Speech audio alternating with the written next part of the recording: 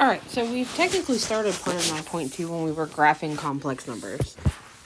So now we're going to learn different ways we can write complex numbers. Typically, we write them in the form a plus bi, right? Where a is the real part, b is the imaginary part.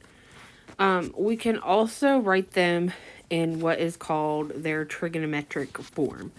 And those look like r cosine theta plus ri sine theta. So there's actually a really easy way to go back and forth between these two things.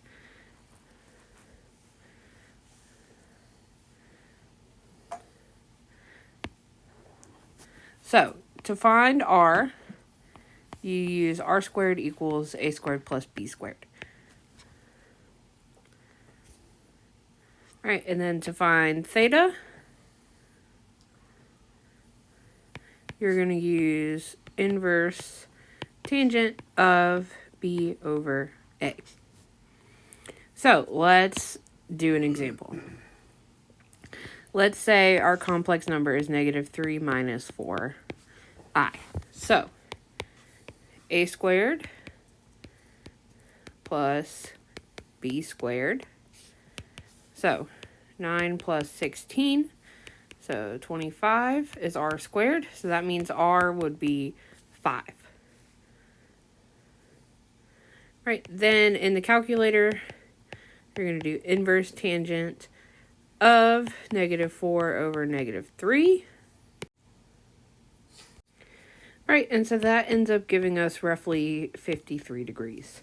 So to write this in its trig form, you would do 5 cosine 53 plus 5i sine 53. And that's it. You just have to write it that way. That is all. And if you needed to put it back in complex form, you would simply just plug this in the calculator and find what 5 times cosine of 53 is, and then what 5 times sine of 53 is, and stick the I on it to get it back in this a plus bi form. All right, this is pretty straightforward. This should be enough to get you through the assignment that we will do tomorrow.